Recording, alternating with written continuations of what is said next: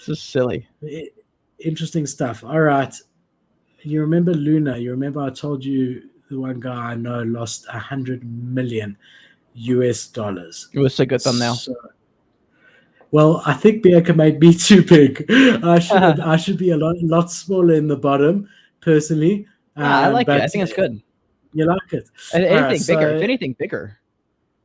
Duck, no, I want him to stand out. So Sure. this is the Terra Luna founder. Was flying absolutely high before the Terra Luna crash.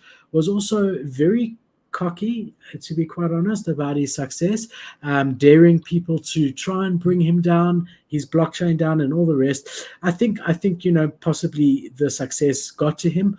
I think it's very hard to give someone billions of dollars and not have the success get to you. So that's just that side. But South Korea, who's no joke, to be quite honest, you don't want to be arrested in South Korea. Yeah.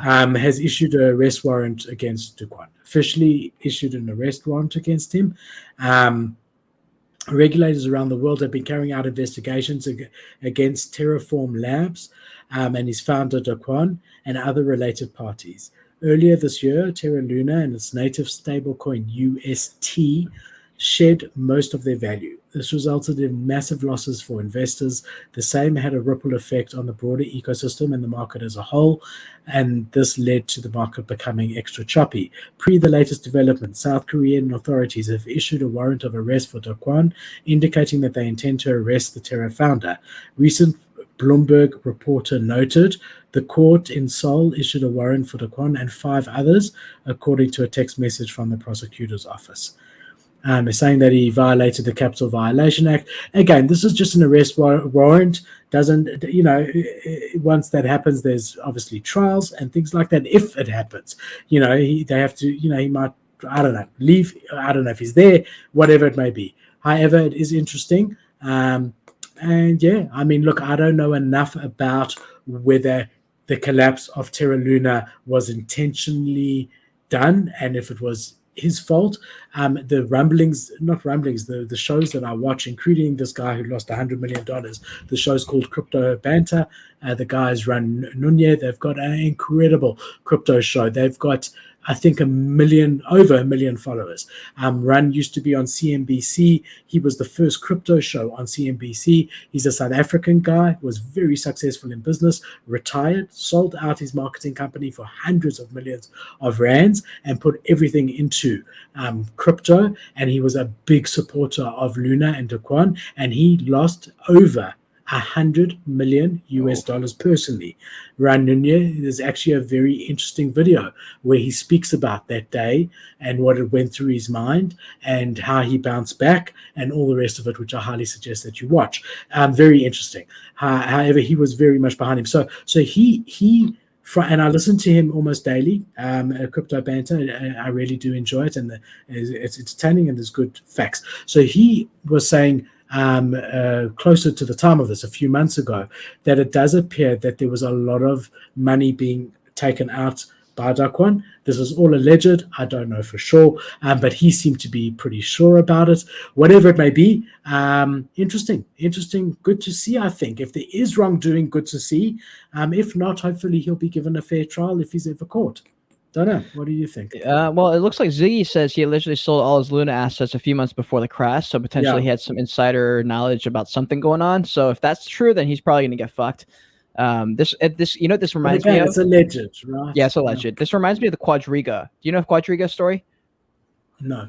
So I watched this Netflix documentary a few months ago. Quadriga is basically an exchange in Canada, and they basically were one of the first crypto exchanges, and they made all this ton of money, and they were leveraging all their money, and then the market started to crash. They realized, shit, all our money's leveraged. We're about to lose everything. So they were like, shit, close all withdrawals, close all deposits, everything. And they shut down. Founder disappears. They have all these warrants out for arrest, find this guy. Never heard from him again. Nobody got their money back, and the entire situation just more or less just paused, and it's still on pause, and it's been 20 years or something, or 10 years, whatever. So that's it gives me a little bit of echo on that. He gives me a similar vibe of sketchy-ish, just because of all the stories that are. I don't know anything though. but he was a hero before. And I'll tell you something, Run really knows his stuff. Like, he proper goes to all the crypto conferences, talks at all of them. He knew Do Kwon personally. He's got pictures with him, and he really believed in what he was doing and everything before that. The same with the Quadriga story. Everyone loves the so guy. Much so, yeah. But Run knows his stuff in crypto, so much so that he invested over $100 million of his own money. Well, he invested a lot less than that, but at its peak, that is what that money was worth. So maybe he invested $10 million, still a huge amount of money, right? In him. So look, it's really interesting. What I would do if I was Do Kwon is I would take some of my billions, have a whole lot of plastic surgery, get a private jet, get the fuck out of wherever I am, and never be seen again. And Me too. Enjoy my life on an island with some fans. What are they? Those palm leaves, people palm leaving me all day and bringing me cocktails. I would disappear. And whatever. I would with that amount of money, I would just take a couple $100,000 with me, and I would disappear. I would use anything I can. I would use all the money I can to completely disappear and leave. But it's interesting. The Quadriga story is very similar. The founder was very, very public. Everyone loved him. He was a very nice guy. He was very well spoken. A lot of people invested all their money in him, and then he literally just disappears. He's like, "Hey, I'm going to go on this trip." And apparently he dies, and people are like, "Wait, you're not dead. There's no way you're dead." Like, that's just the most random thing ever. Right when the market crashes, he just dies, apparently, and never seen again. So it's just, I don't know. Also, it happens, but it's crazy. In a bull run, dude, people don't give a fuck. People will invest their money into whatever's making them more money, and they do not think twice. They think they do the research, but they do just enough research to give them enough, green light to just go ahead and throw their money in, because they just see the numbers, man. They can't help it. And I understand it. You can't help it. When there's that much money being printed, I see why people dumped all their money in UST. And now that they look back, that was so silly. That was so over leveraged. That was such bad decisions. Like, yeah, but you weren't thinking those things in the bull market. Yeah, exactly. Alex, I unapologetically am praising Ran Lunia. I really am. I respect him a huge amount. I respect what he's achieved in Web 2.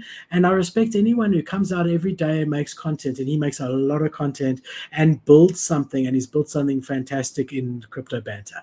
So, yes, I unapologetically praise him and what he's built over there. For sure. I really do.